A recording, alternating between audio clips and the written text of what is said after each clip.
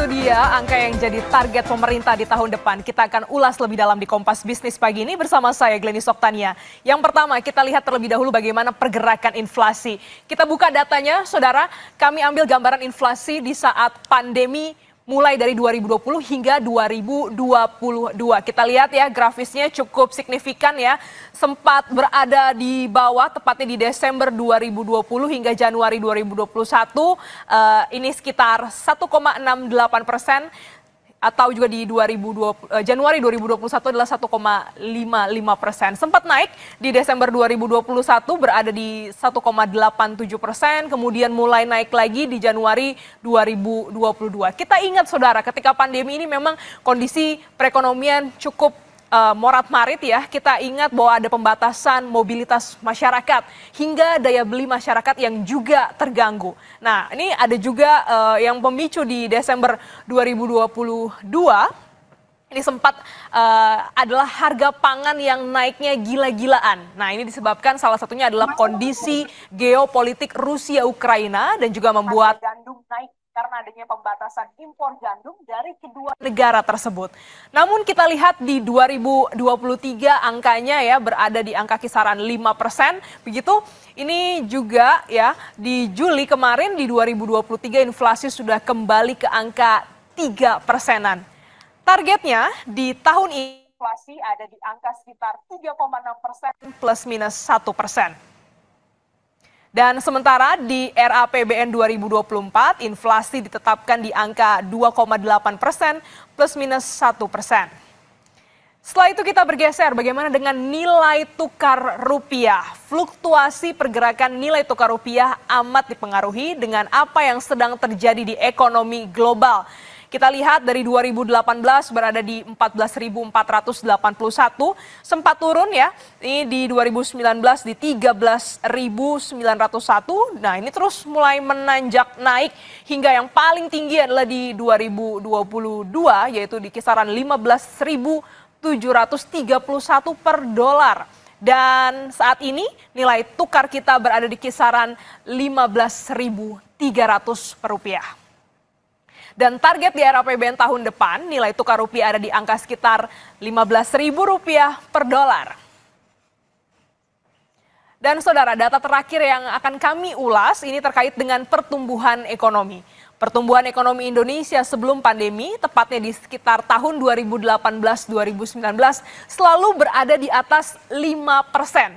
Kemudian datanglah pandemi, tepatnya sekitar 2020-2021. Nah, ini sempat juga membuat pertumbuhan perekonomian kita ini terkontraksi bahkan minus di 2%. Kira-kira seperti ini grafisnya saudara. Dari 2019 kita berada di pertumbuhan ekonomi kita 5,02%.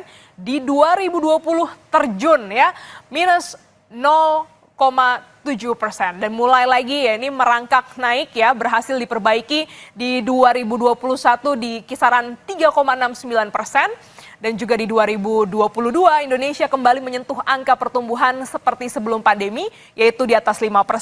Dan di 2023 target pertumbuhan kita berada di sekitaran 5,3%. Di RAPBN 2024, saudara, target pertumbuhan dipatok di angka 5,2%.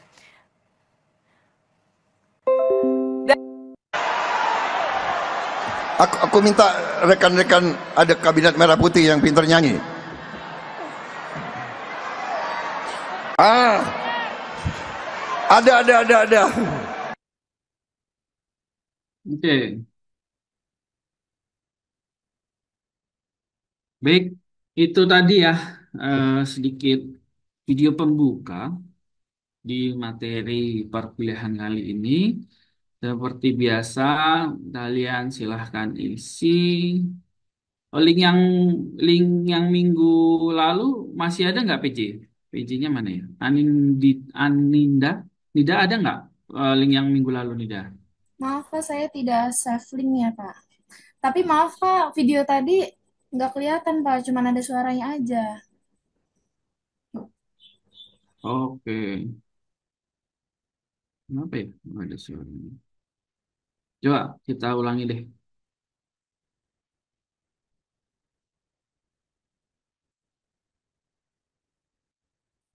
Kenapa diam aja tadi, Neng? Harusnya kalau tadi nggak nampak, harus sudah kelihatan belum? Sudah, Pak. Oke, kalau tidak jelas, nggak ada suara. Ada suara nggak? Ada, Pak. Ada Pak. Kalau dirasa kurang pas pada saat pelaksanaan, jangan ragu buat ngomong. Supaya apa? Supaya waktu yang kita gunakan itu lebih efisien ya. Jadi ini coba kita biasakan dalam segi apapun ya, supaya tidak terbuang waktu. Silahkan disimak.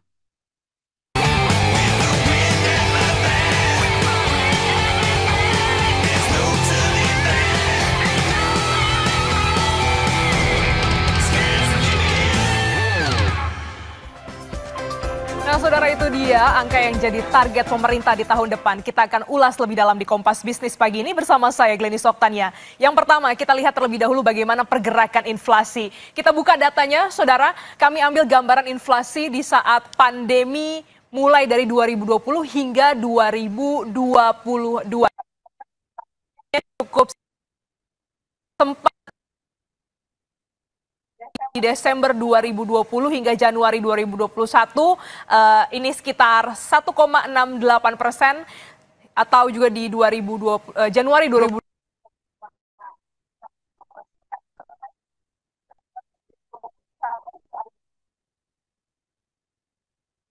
1,87%, kemudian mulai naik lagi di Januari 2022.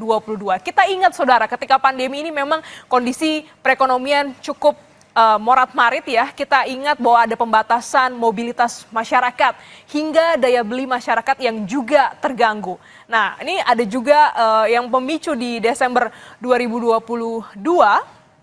Ini sempat adalah harga pangan yang naiknya gila-gilaan. Nah, ini disebabkan salah satunya adalah kondisi geopolitik Rusia-Ukraina dan juga membuat harga gandum naik karena adanya pembatasan impor gandum dari kedua negara tersebut.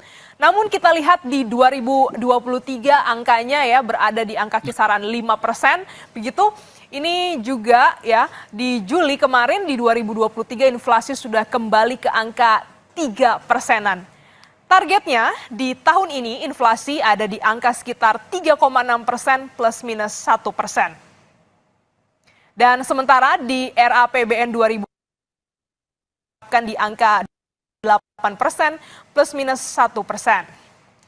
Setelah itu kita bergeser bagaimana dengan nilai tukar rupiah. Fluktuasi pergerakan nilai tukar rupiah amat dipengaruhi dengan apa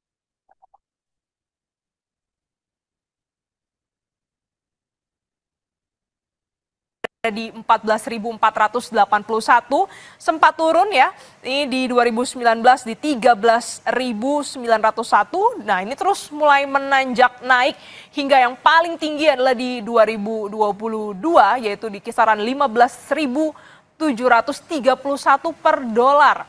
Dan saat ini nilai tukar kita berada di kisaran 15.300 per rupiah.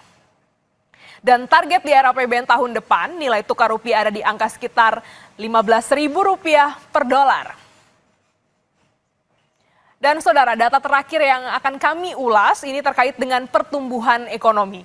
Pertumbuhan ekonomi Indonesia sebelum pandemi, tepatnya di sekitar tahun 2008.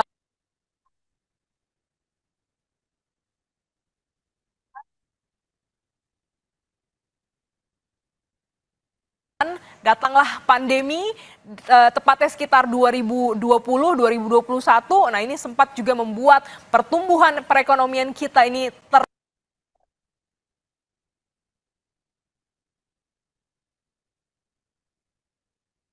dari 2019 kita berada di pertumbuhan ekonomi kita 5,02%, di 2020 terjun ya minus 0,7%, dan mulai lagi ya ini merangkak naik ya, berhasil diperbaiki di 2021 di kisaran 3,69%. Dan juga di 2022 Indonesia kembali menyentuh angka pertumbuhan seperti sebelum pandemi, yaitu di atas 5%. Dan di 2023 target pertumbuhan kita berada di sekitaran 5,3%. Di era APBN 2024, Saudara, target pertumbuhan dipatok di angka 5,2%. Baik, itu tadi ya gambaran terkait loh. Ternyata suaranya masih ada. Oke. Baik, itu tadi ya gambaran inflasi di tahun lalu, gambaran peningkatan GDP di tahun lalu. Nah, sekarang kalian silahkan isi survei terlebih dahulu. Sebentar, saya siapkan linknya ya. Diva, silakan. Adifa Aulia. Iya, Pak. Jadi tadi yang saya tulis itu dari videonya itu menjelaskan kalau inflasi di Indonesia itu selama tahun 2003 itu naik sebesar 3%. Karena inflasi tersebut dipengaruhi oleh kondisi geopolitik, yaitu ada perang antara Rusia Ukraina.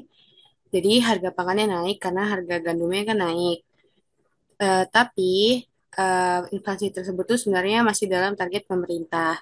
Terus juga tadi di video itu dijelaskan bahwa nilai tukar rupiah itu berfluktuasi akibat ekonomi global yang terjadi dengan target tuh 15.000 per dolar. Terus pertumbuhan ekonomi di Indonesia itu kembali stabil karena sebelumnya di era pandemi itu kan nggak stabil bahkan sampai minus. Di tahun ini tuh dia pertumbuhan ekonominya stabil di atas 5% setelah pandemi dengan targetnya sebelumnya itu 5,3%. Nah, materi yang ada di video tadi itu apa namanya eh, berkaitan dengan materi yang akan dibahas hari ini yaitu tentang biaya hidup atau inflasi. Ternyata inflasi itu eh, dapat dipengaruhi oleh beberapa faktor kayak tadi di video itu contohnya geopolitik yang menyebabkan inflasi gitu. Nah, dari inflasi tersebut ternyata mempengaruhi pertumbuhan ekonomi yang ada di Indonesia. Segitu, Pak. Terima kasih. Oke, baik. Terima kasih. Mungkin ada yang tanpa ditunjuk mau menyampaikan hasilnya?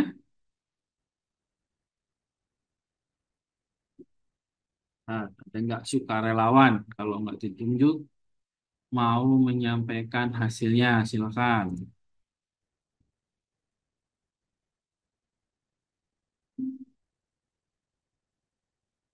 Langsung saja. Baik, saya izin menyampaikan yang telah saya kerjakan tadi. Jadi ada 3 poin. Nah, yang pertama itu tentang inflasi. Jadi selama pandemi, inflasi itu menyentuh titik terendahnya di 2020 sampai 2001 akibat dari pembatasan mobilitas dan penurunan daya beli masyarakat. Nah, tapi pas di tahun 2023 itu inflasi itu udah mendekati target di angka 3% dan pada akhir tahun itu naik di angka 3,6%. Nah, yang kedua itu tentang nilai tukar rupiah. Nah, rupiah sempat tertekan dan turun sejak 2019, tapi mulai menguat nih di 2022 dan mencapai kurs 15.731. Tapi targetnya di 2024 itu mengembalikan kurs rupiah menjadi 15.000 US dollar. Nah, yang ketiga tentang pertumbuhan ekonomi. Jadi, sebelum pandemi itu, pertumbuhan ekonomi di 2018 itu kan mencapai 5,17%, tapi pas pandemi itu menyebabkan kontraksi hingga minus 2,07% pada 2020. Nah, setelah itu ekonomi makin perlahan makin pulih sampai mencapai pertumbuhan 5,3% pada 2023 dan akan mempertahankan targetnya pada tahun 2024. Nah, poin ini dikaitkan sama materi yang akan kita bahas. Itu yang pertama ada dampak pembatasan mobilitas dan daya beli tadi. Jadi, pembatasan mobilitas akibat pandemi dan penurunan daya beli ini menyebabkan inflasi yang rendah. Nah, dalam konsep biaya hidup ini kayak menunjukkan bahwa meskipun barang tidak naik signifikan, tapi daya beli masyarakat itu uh, yang menurun, berarti kayak banyak yang nggak mampu dong beli barang yang sama seperti sebelum pandemi. Nah, ini tuh kayak menunjukkan gimana inflasi rendah itu kayak selalu berarti biaya hidup lebih mudah jika daya beli masyarakat itu terganggu. Nah, yang kedua itu kenaikan harga pangan. Nah, pada Desember 2022 itu kan kenaikan tajam harga pangan dipicu sama konflik geopolitik tadi tuh Rusia dan Ukraina, sorry. kan berdampak langsung tentunya pada inflasi itu dan biaya hidupnya. Jadi kenaikan harga pangan ini dipengaruhi oleh biaya hidup karena makanan kan kebutuhan dasar. Jadi em, itu kayak yang mempengaruhi yang signifikan meningkatnya biaya hidup itu. Nah, terus yang ketiga, target inflasi itu kan udah ada targetnya biar supaya diupayakan kembali stabil gitu sama pemerintah. Berarti di situ udah ada upaya pemerintah buat menjaga biaya hidup tetap stabil seperti itu, Pak. Baik, terima kasih Zahira ya atas pendapatnya. Terima kasih yang lain sudah menyampaikan ya pendapatnya. Baik, kita akan masuk ke materi kita hari ini.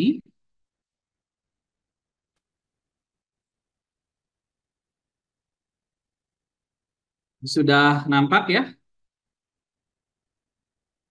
Tapi kalau misalnya gambar nggak jelas atau apa disampaikannya. Nah, kesempatan kali ini kita bicara tentang bagaimana mengukur gaya hidup ya, atau kita bisa lihat terkait dengan inflasi.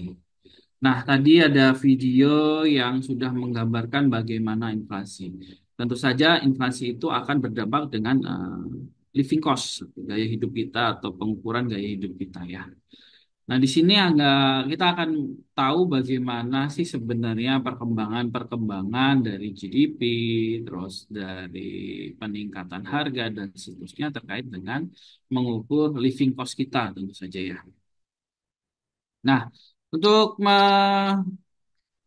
mengukur eh, harga indeks konsumen ini ada beberapa poin ya yang biasanya kita bahas. Kurang lebih ada 5 poin ya. Di sini ada istilah CPA ya atau Customer Price Index ini mengukur biaya-biaya baik itu jasa maupun apa barang dan jasa ya, barang dan jasa yang tentu saja sesuai dengan tipikal konsumen itu sendiri.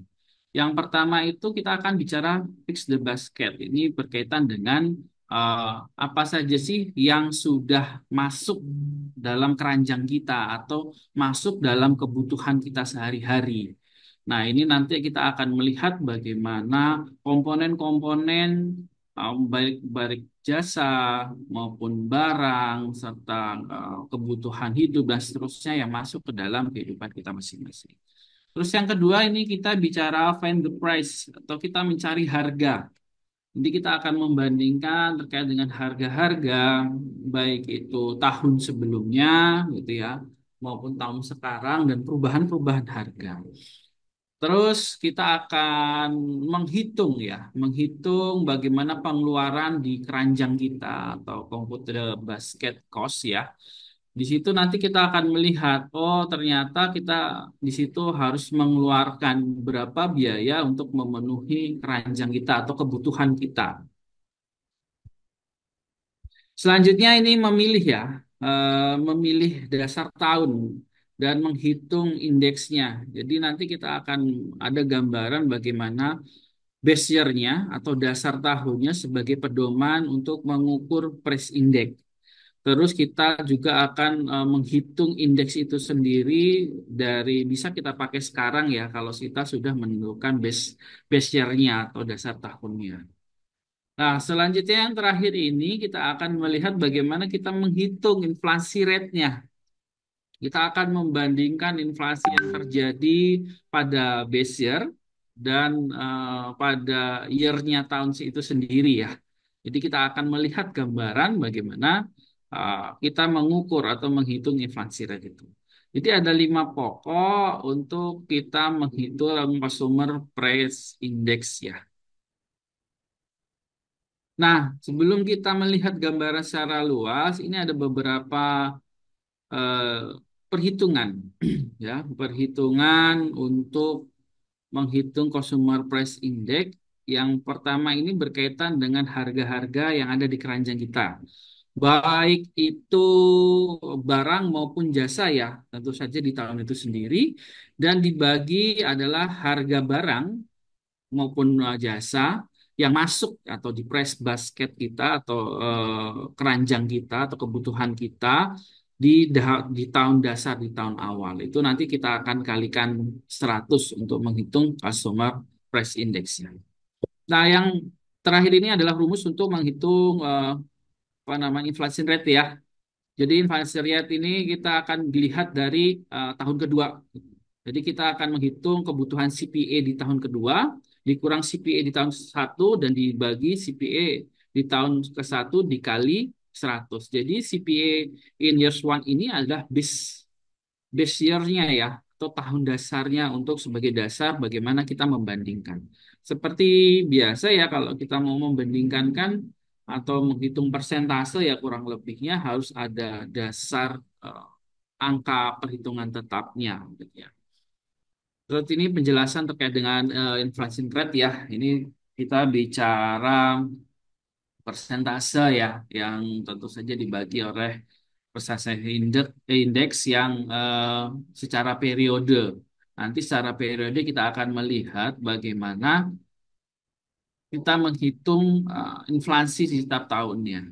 Nah, setelah ini akan ada bentuk gambaran bagaimana kita melihat 5 poin pokok tadi atau step by step kelimanya untuk menghitung uh, CPA itu sendiri. Nah, kita perhatikan gambar di sini.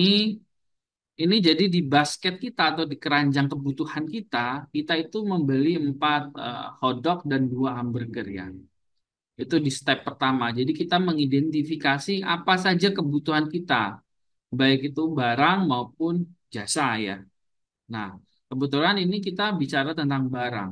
Di barang yang sudah masuk keranjang kita atau kebutuhan kita, di situ ada 4 hotdog dan 2 hamburger. Nah, step berikutnya kita akan mencari harga. Mencari harga tentu saja di setiap tahunnya. Nah, di sini ada perkembangan harga tahun 2019 sampai tahun 2001 dari harga hotdog maupun hamburger. Kita perhatikan di sini juga dari harga hotdog dan hamburger itu mengalami suatu peningkatan ya. Misal di tahun 2019 itu hotdog itu harganya $1, sedangkan hamburger $2. Tahun 2020 naiklah $1 untuk hotdog naik jadi 2, hamburger jadi 3. Dan tahun 2021 hotdog juga naik nih $1 jadi $3 dan hamburger jadi $4. Maka di sini kita akan melihat bagaimana kita menghitung biaya basket kita di setiap tahunnya atau biaya kebutuhan kita di setiap tahunnya.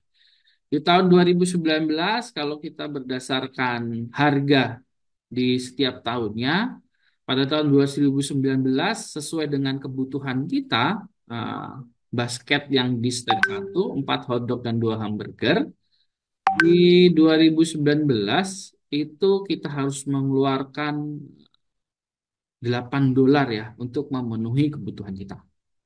Di tahun 2020 kita akan melihat adanya peningkatan yaitu sebanyak $6. Jadi di tahun 2020 kita harus membayar $14 untuk memenuhi kebutuhan kita. Jadi di situ kita sudah melihat adanya peningkatan sebanyak $6. Di tahun 2021 juga sama ya, kebutuhan kita masih 4 hotdog dan 2 hamburger. Dengan total untuk memenuhi kebutuhan itu kita harus membayar sebanyak $20. Artinya ini kita lihat ada peningkatan. Ya, ada peningkatan. Kalau di perhitungan ini perhitungan dibuat sederhana ya, dibuat sederhana untuk mempermudah kita memahami bagaimana kita mengukur CPA itu sendiri.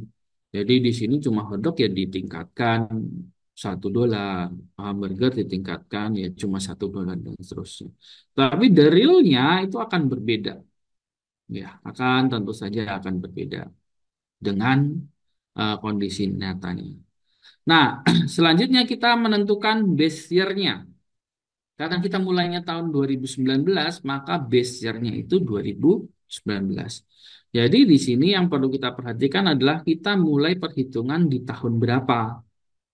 Kalau mulai awalnya di tahun 2019, maka base year-nya sudah pasti 2019. Lalu kita akan menghitung CPA per tahunnya itu seperti apa.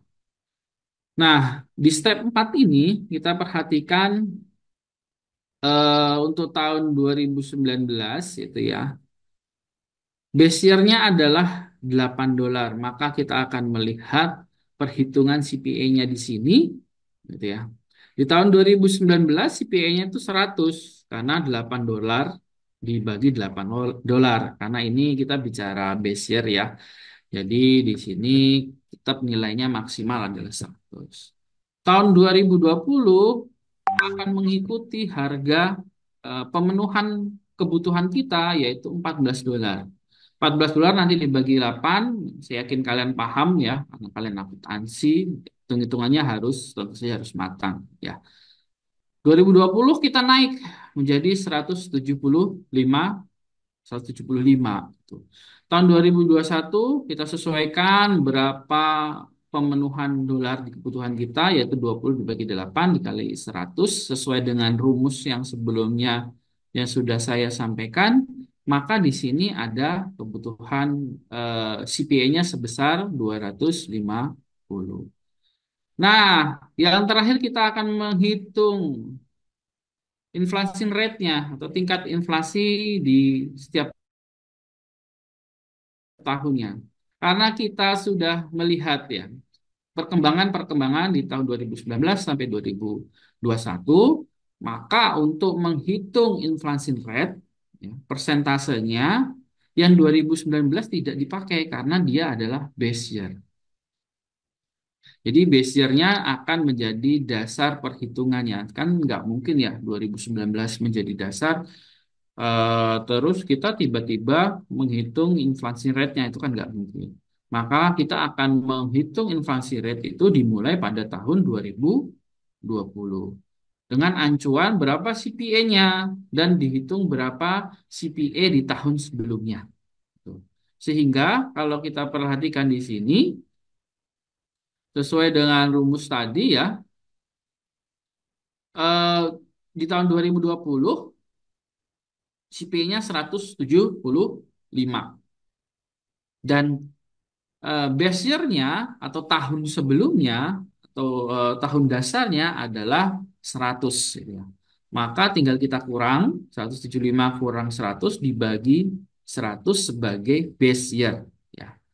Jadi 100 dibagi 100 itu merupakan base year-nya, tapi kalau 175 dikurang 100 itu adalah CPA di tahun sebelumnya.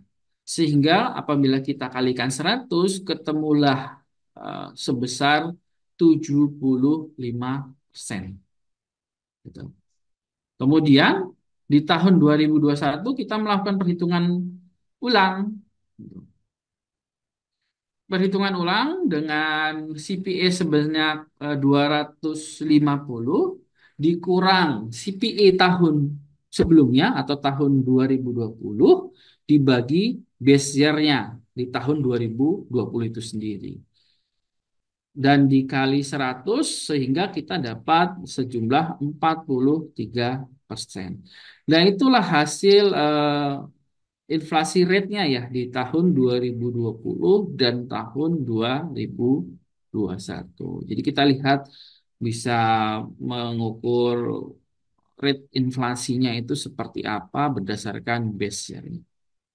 Baik, sebelum saya lanjutkan, mungkin ada pertanyaan, silahkan.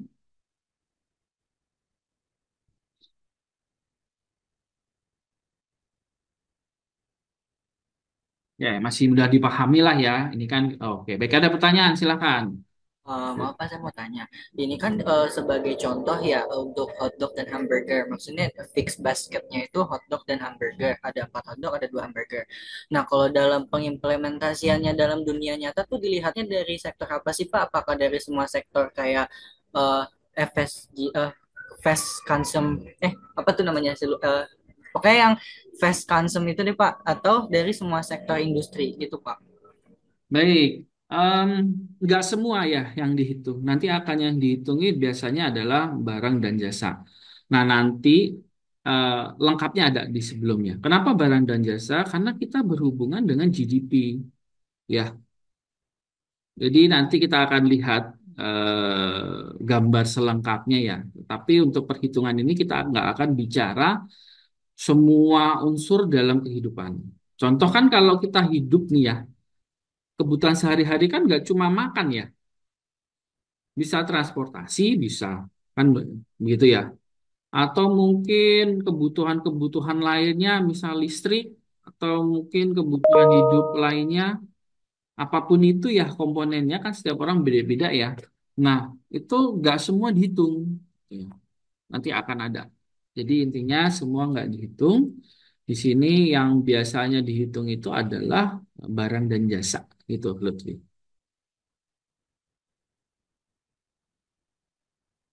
Baik, ada lagi?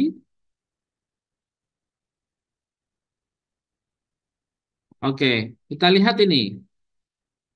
Ini CPA basket itu apa? Gitu. Nah, CPA basket itu berkaitan dengan komponen-komponen yang kita butuhkan untuk melanjutkan kehidupan, ibaratnya, atau kebutuhan sehari-hari lah, gampangnya kan seperti itu ya. Nah, di sini ada gambaran bagaimana kebutuhan sehari-hari itu di, dicukupi. Misal di sini ada medical care itu sebanyak 9%. Edukasi kan kalian juga edukasi komunikasi itu ada persentasenya. Restriction ini juga ada, April ini juga ada dan seterusnya. Jadi ini komponen-komponen yang ada di dalam kehidupan kita masing-masing. Walaupun tentu saja em, kita nggak bilang bahwa rate-nya atau persentasenya sama enggak gitu. Jadi misal Lutfi sama Adifa bisa saja beda persentasenya gitu ya. Sahira sama Adifa beda persentasenya. Cuman ini gambaran secara umum lah bagaimana kebutuhan kita untuk memenuhi hidup. Kegiatannya selama kita memenuhi hidup bisa ya kita bicara per hari juga boleh kan gitu. Atau kita bicara seumur hidup kan agak berat ya karena kita sekarang masih hidup kan gitu. Tapi biasanya gambaran ini adalah kegiatan sehari-hari kita. Transportasi butuh berapa persen? Kalau misalnya saya perjalanan jauh segala macam, ya mungkin akan tinggi gitu ya. Untuk edukasi karena kerjaan saya mengajar gitu ya, eh, dan saya nggak lagi sekolah, ya mungkin akan kecil dan seterusnya. Nah itu akan beda ya. Nah di situ juga ada pengertian dari core CPA ya. Jadi kalau core CPA ini ngomongin barang dan jasa ya, tapi tidak termasuk ke dalam food and energy. Ya, jadi kita ngomongin barang jasa tapi tidak masuk ke dalam eh, perhitungannya nggak masuk ya terkait dengan food dan energi. Terus untuk produser. Price index-nya atau PPI-nya ini terkait dengan bagaimana barang dan jasa yang dibeli oleh perusahaan. Nah, ini menarik ya. Ini menarik apabila kita membandingkan CPA dan PPI. Kalau CPA itu berhubungan dengan daya beli konsumen, paling gampang itu. Sedangkan untuk PPI ini berhubungan dengan daya beli suatu perusahaan. Kalau kita bicara daya beli suatu perusahaan, kita ini sama-sama ya, membandingkan sama-sama barang dan jasa. Tergantung, terkadang gitu ya, perusahaan itu membebankan kebutuhan barang dan jasa mereka ke konsumen. Seperti apa contohnya? Ini kalian sering banget lah merasakan. Ini kan kecuali food and energy ya, kecuali makanan dan energi. Kalau di PPI ini yang berkaitan dengan perusahaan, itu ada biaya-biaya yang dibebankan oleh konsumen. Sebagai gampangnya adalah biaya pajak. Kalian kalau beli kan ada pajak PPh berapa persen, ya kan? Itu di luar food and energy gitu ya. Itu yang harusnya dikenakan oleh perusahaan itu diberikan ke konsumen itu sendiri. Maka di dalam PPI ini ya kita hanya bicara tentang eh, apa barang dan jasa. Kita nggak bicara komponen-komponen lainnya, walaupun komponen lainnya di PPI itu banyak banget. Nah, komponen lainnya ini terkadang diberikan ke konsumen. Contohnya itu tadi pajak barang, pajak penghasilan. Itu ada persentasenya lah kalau kita bicara pajak kalau kita beli di supermarket, nongkrong di mana itu pasti ada. Selanjutnya kita bicara ini saya minimize dulu deh, dulu banget. Oke, kita akan bicara tentang permasalahan ya untuk mengukur gaya hidup kita. Yang pertama itu substitution bias ya. Ini bicara tentang perbedaan perubahan yang enggak yang bias itu ibaratnya berbeda-beda, nggak jelas lah gitu perubahan harganya. Ya, sebagai contoh, kita beli barang, dua buah barang. Misal sebagai contoh ada dua buah barang, satu gampangnya mungkin apel ya, satunya mangga lah. Di apel dan mangga, kalau kita melihat musim, itu akan berdampak pada perubahan harga. Sebagai contoh sekarang nih lagi musim mangga. Mangga itu lagi murah-murahnya. Bisa saja kenaikan mangga itu tidak ada, malah adanya penurunan mangga, harga mangga itu sendiri. Nah, besar kecilnya penurunan itu kan kadang nggak jelas. Ya, karena banyak faktor yang akan berdampak pada perubahan harga itu. Seperti apel, saat musim mangga yang mungkin aja nggak musim apel ya. Ya. Jadi akhirnya apel itu mengalami peningkatan. Atau mungkin apel nggak ada musimnya, buah-buah terus. Cuman ada beberapa kendala-kendala yang terjadi di lapangan sehingga berdampak pada perubahan harga. Nah, perubahan harga ini sifatnya nggak jelas. Misalnya apel, itu ya. Apel meningkatnya rendah. Terus tiba-tiba mangga ningkatnya tinggi atau mungkin turunnya tinggi juga. Maka itu akan membingungkan untuk menghitung living cost kita, atau cost living kita ya. Karena perubahan-perubahan itu tidak jelas. Maka tadi gambarnya, kalau kita lihat kan perubahannya $1, $1, $1. Itu untuk mempermudah kita menghitung living cost. Nah, kalau di sini ada permasalahan adalah substitution biasnya atau perubahan harga yang tidak jelas.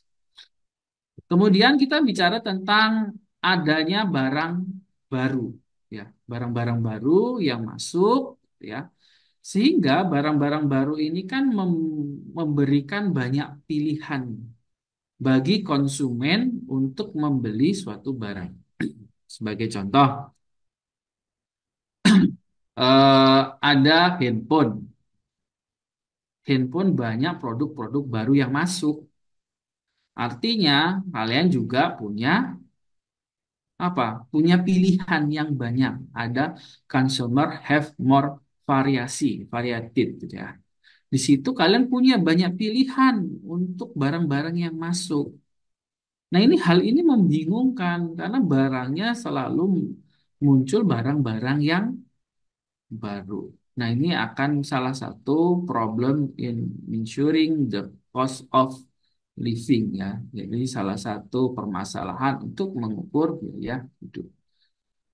Selanjutnya ini terkait dengan unmeasured quality change ya. Jadi terkait dengan pilihan quality dari suatu produk.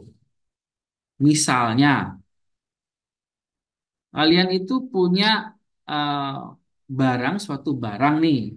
Misal sama-sama paling gampangnya apa ya yang sering kita lihat. Oh ini, kita kalau ke Indomaret atau Alfamart, misalnya beli apa pencuci piring, ya, kita lihat di situ. Pencuci piring itu harganya sama, tetapi kan kadang suka pencuci piring itu ada bonusnya ya. Contohnya bonus si spon, ya, Atau mungkin contohnya bonus si kemasan kecilnya itu kan sering ya kita muncul. Hal-hal seperti itu yang kita rasakan. Nah, tentu saja kita sebagai konsumen, kita akan melihat, loh, kok ini harganya sama, tetapi ada plus-plusnya di produk ini, gitu. Maka sebagai seorang konsumen, naluri kita seorang konsumen biasanya milih yang mana? Milih yang mana kira-kira? Yang Milih plus yang plus-plus, plusnya. Pak. Nah, yang plus-plus kan. Padahal kalau yang plus-plus itu kan harusnya kan mereka ada tambahan harga. Tapi tambahan harganya nggak jelas karena diberikan sebagai bonus. Nah, inilah salah satu problem di mana kita akan sulit mengukur biaya hidup. Karena ada plus-plusnya itu yang sebagai pilihan kita untuk membeli suatu barang. Kita next.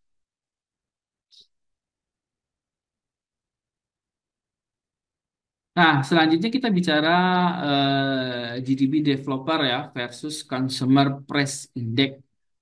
Kalau kita bicara di GDP deflator ya, developer lagi kirain Bang Rumah nanti.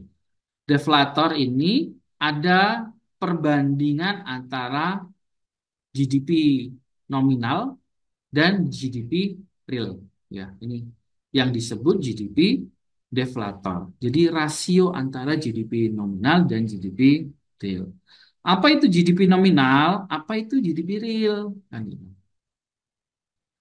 Nah, kalau kita perhatikan di sini, GDP itu adalah nilai, output nilai yang dikeluarkan dari harga, ya.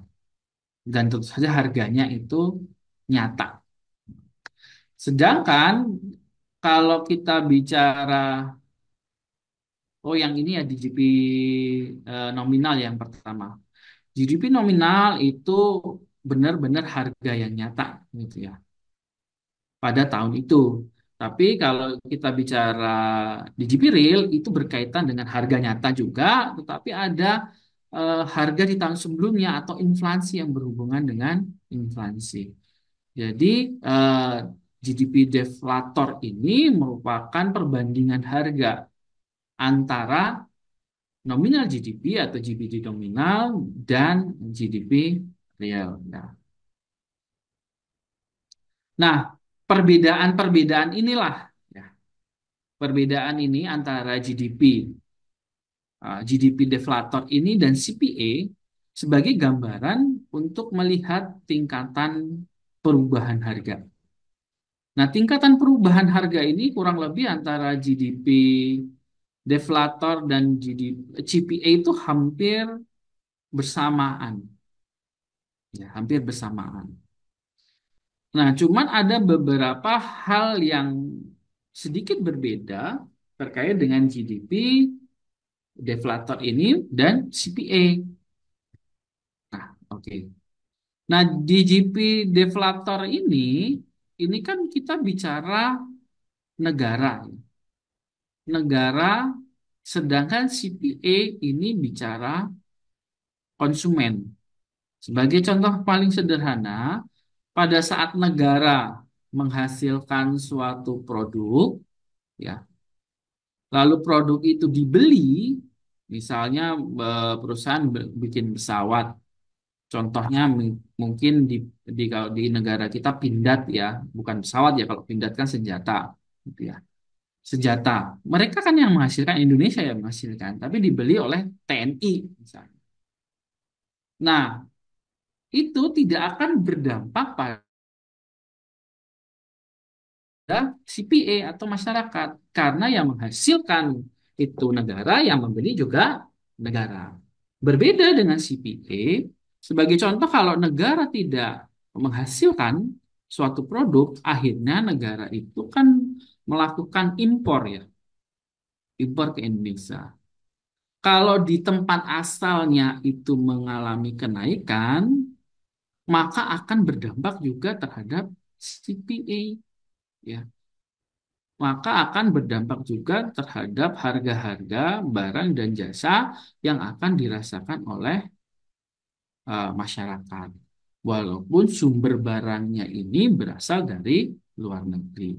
Sama halnya kalau sumber barang ini dibuat di Indonesia dan harganya naik, tentu saja ini akan berdampak pada CPA juga. Kalau CPA membeli barang-barang gitu ya. Tapi kalau misalnya yang beli negara juga, artinya negara itu ya bukan negara lain, maka itu tidak berdampak dengan CPA.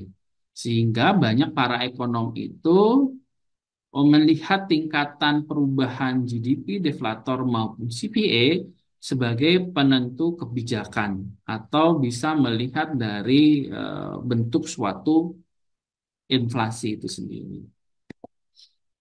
Ini contoh ya, contoh peningkatan GDP deflator dan CPA itu sendiri ya. Kita lihat kecenderungan di sini adalah kecenderungan yang hampir sama ya. Pada saat naik ikut naik, pada saat turun ya ikut turun dan seterusnya. Walaupun kita lihat perubahannya itu cukup signifikan ya, terutama di tahun 1980. Bahkan pengurangannya di tahun 2010 ini ya cukup signifikan juga, sama-sama berkurang, tetapi di sini kita lihat lebih banyak ke CPA-nya. Nah, ini sebagai gambaran bagaimana kita melihat bahwa GDP deflator dan CPA ini sebagai bentuk suatu inflasi. Ya, kalau pengukuran inflasi tadi sudah kita bahas di depan. Nah, berikutnya kita bicara tentang correction economic variable for the effect inflation. Ya, jadi ini kita akan menghitung pendapatan di tahun yang berbeda. Sebagai contoh, kita akan membandingkan pendapatan di tahun 1993 dan tahun sekarang lah misalnya, atau di tahun 2018. Kita lihat di tahun 1993 pendapatannya itu misalnya 80.000 dolar ya, 80.000 dolar. Maka kalau kita perhatikan di situ, kita akan melihat apakah 80.000 dolar itu tadi bagaimana yang kita peroleh pada tahun 2018. Nah, ini adalah price level in 2018 sebanyak 251 dan price level in 1931 itu sebanyak 15,2.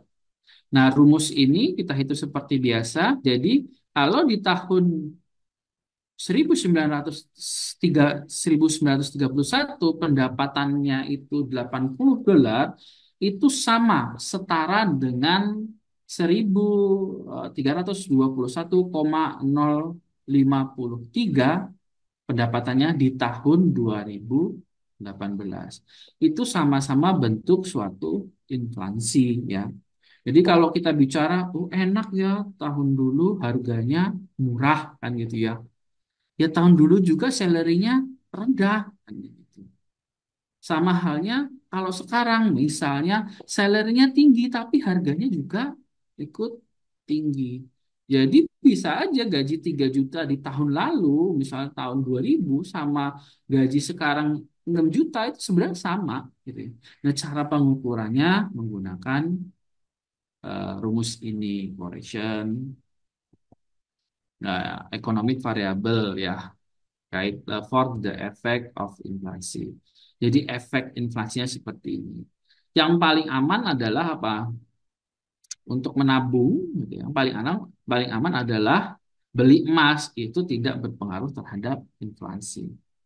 Jadi kalau kita beli emas, gitu ya, ya harganya akan seolah-olah kita untung ya, sebenarnya nggak untung karena itu eh, untuk mengamankan nilai uang kita. Jenis barang yang paling aman untuk mengamankan nilai uang kita adalah sebagai contoh emas ya.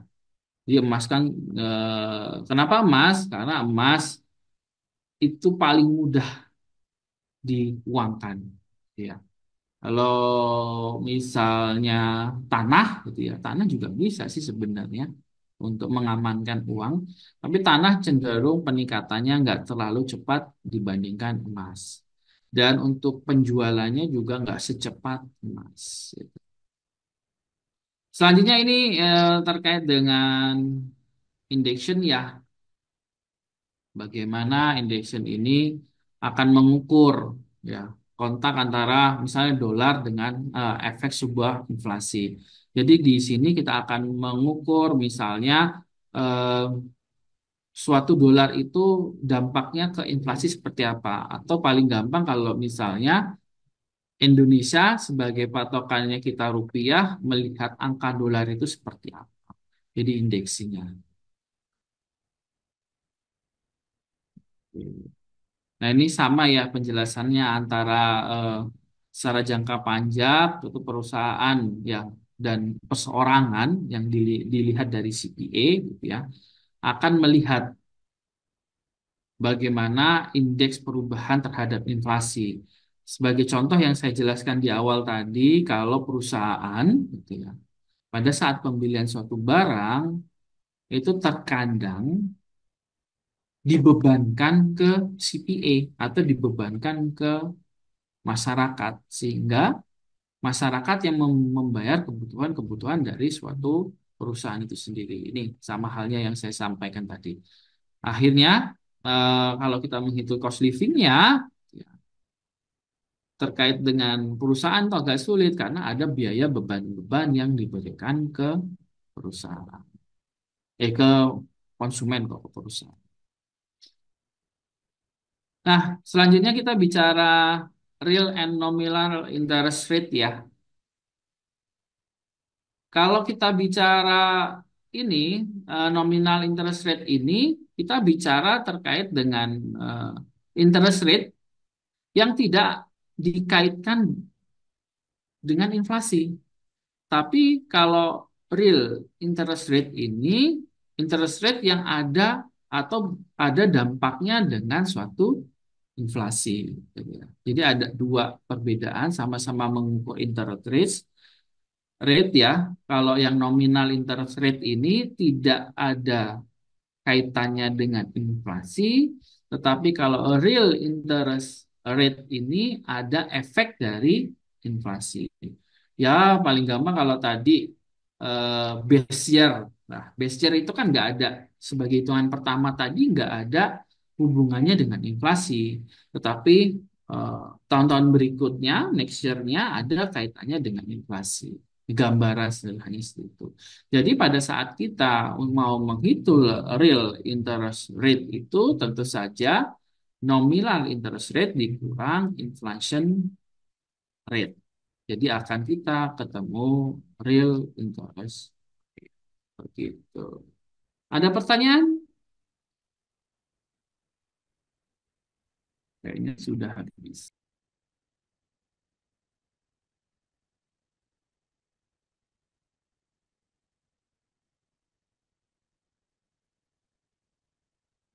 Oke, jika tidak ada, silahkan kalian buka buku MenQ.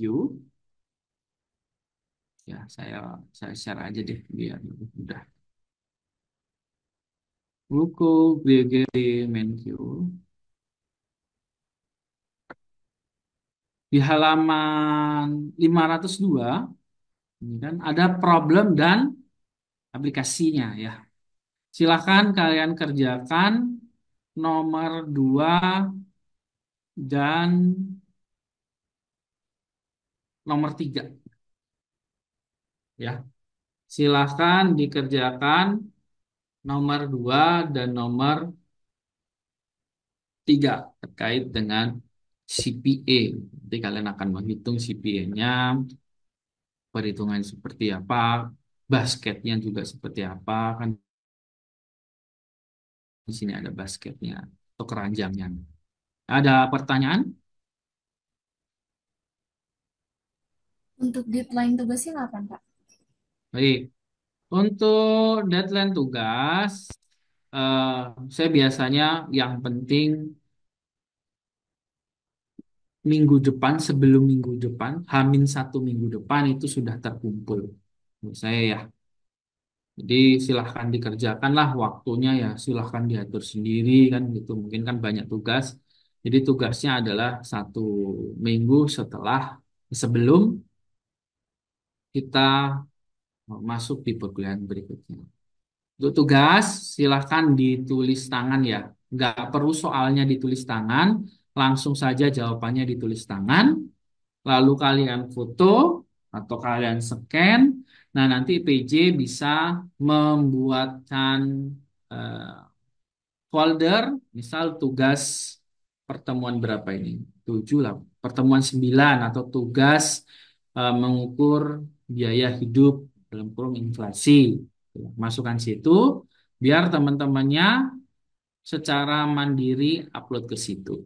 Jadi ditulis tangan ya, nggak pakai ketik-ketikan. Ada pertanyaan?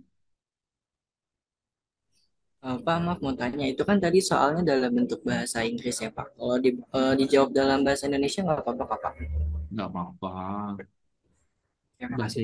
Bahasa Indonesia aja lah. Bahasa Inggris nanti tambah mumet. Nah, ada lagi yang mau ditanyakan? Berarti deadline-nya hari Senin ya, Pak? Ya, deadline hari Senin. Jam berapa, Pak? Ya, jam 12 siang lah maksimal. Nah, nanti saya jadi ada spare waktu buat ngecek-ngecek. Jadi nanti Nida eh, link pengumpulan tugasnya kirim ke saya juga ya. Jadi saya bisa cek siapa yang belum, siapa yang sudah. Untuk filenya jangan lupa, misal nama filenya Anida Kesi Ramadhani gitu ya. Atau mungkin nama filenya Fadilah ya. Jadi nama file tugas kalian adalah nama kalian. Biar saya cross checknya lebih mudah ya. Jangan di bagian dalamnya. Yang minimal kan saya lihat dulu, oh sudah lengkap kan gitu. Baru nanti saya buka satu-satu. Ada lagi? Baik, jika tidak ada silahkan dikerjakan. Ya kurang lebih kita masih ada 17 menit ya.